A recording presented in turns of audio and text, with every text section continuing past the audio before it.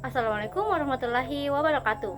Perkenalkan, nama saya Aryana dengan NIM 200407550011 dari kelas C20B. Pada kesempatan kali ini, izinkan saya untuk memaparkan hasil review saya terhadap film Dancing in the Rain. Film ini bercerita tentang seorang anak yang bernama Banyu. Sejak kecil, Banyu sudah mengidap gangguan spektrum autisme. Dapat dilihat di beberapa cuplikan, Banyu terlihat menghindari interaksi-interaksi sosial terhadap orang di sekitarnya. Berdiri, kita mau nyanyi dulu. Banyu, Banyu, ayo berdiri, ayo kita nyanyi sama-sama yuk. Kamu kenapa sih? Aku cuma mau bilang makasih kok. Kamu bisu. Lepasin. Lepasin. Jangan coba-coba ganggu dia.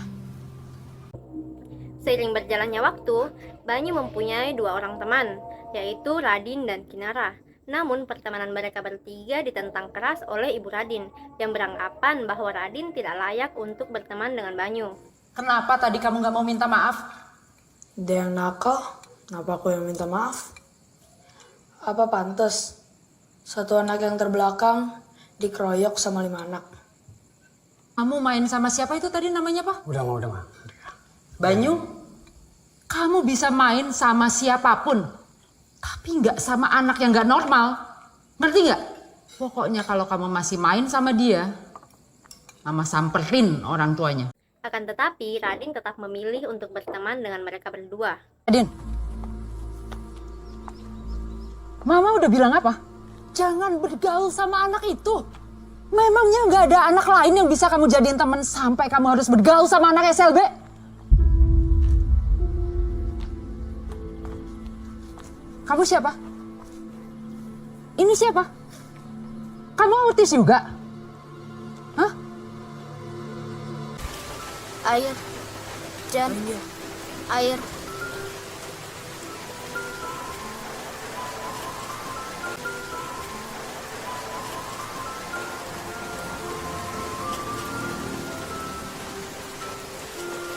Hujan. Hujan. Air. Gitu. Maaf.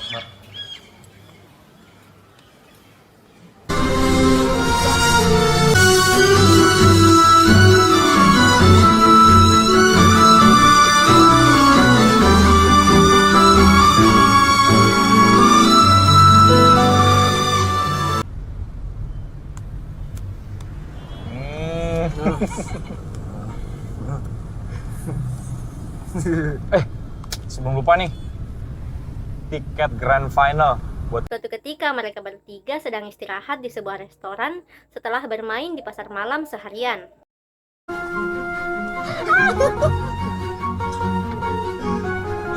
ya gampang 10 poin banyu. Satu, dua, tiga. Cut.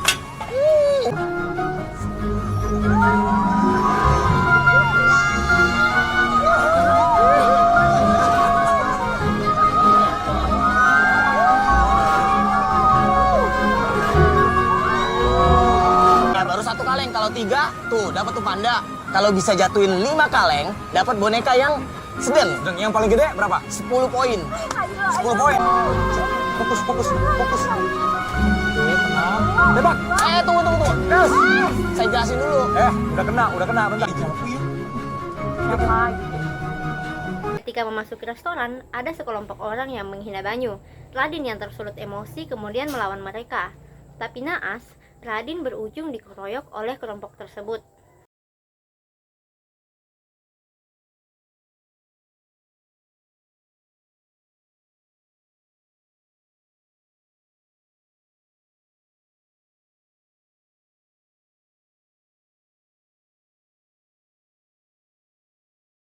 Radin yang pulang ke rumah dalam keadaan babak belur membuat Ibu Radin semakin membenci Banyu. Diam-diam Ibu Radin menyuruh Kinara untuk menjauhi Radin.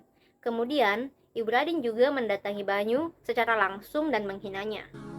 Sudah cukup selama ini kalian menjadi beban untuk Radin. 10 tahun. 10 tahun itu bukan waktu yang singkat. Saya kesini mau ngomong sama kamu ya. Kamu itu mestinya tahu diri.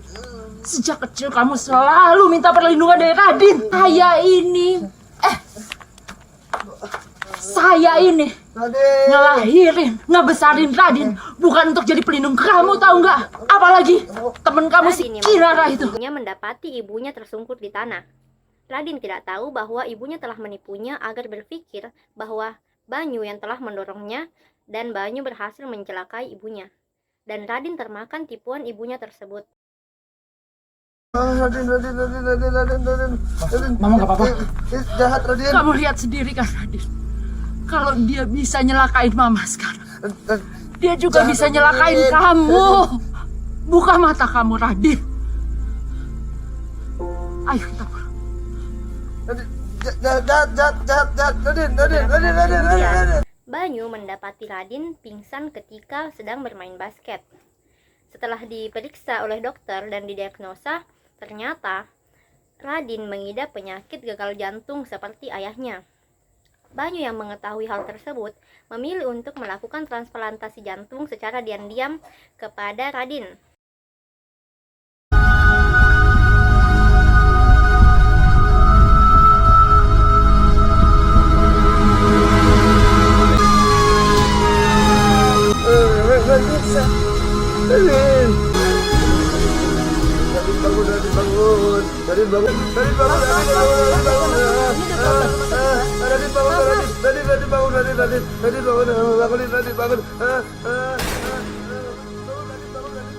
Halo?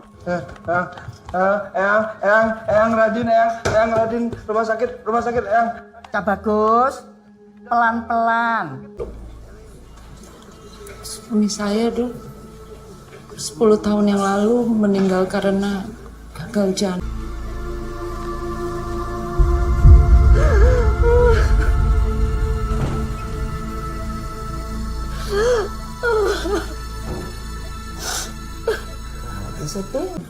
Begitu, karena di catatan medis ini juga mengatakan bahwa anak ibu mengalami gagal jantung dan harus segera menerima donor jantung. Ayo. Nggak boleh. Mari kita bicara di dalam. Silakan.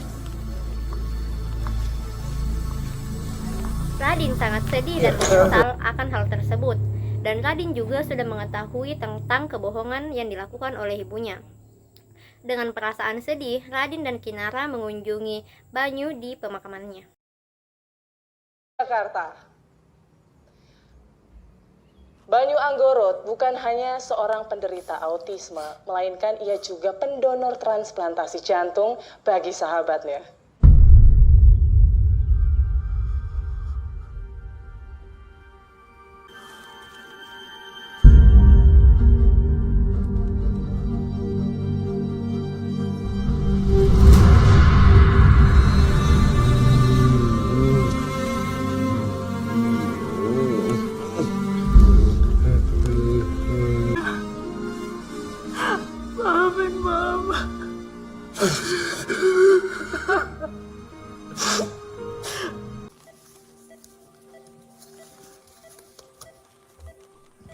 Buat sahabatku Radin, I want to give my heart for you.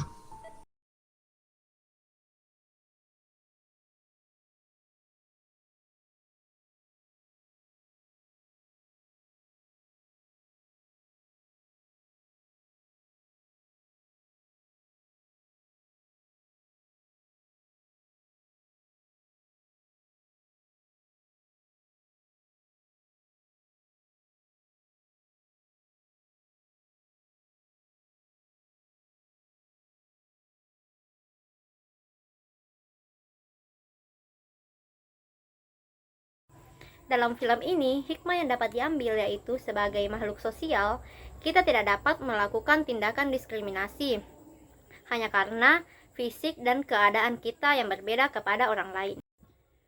Sebagai seorang guru, yang harus dilakukan terhadap siswa dengan spektrum autisme yaitu melakukan pendekatan emosional terhadap anak dan mengajarkan sesuatu secara perlahan dan telaten. Kemudian memberikan perlakuan khusus yang menyesuaikan dengan karakteristik anak.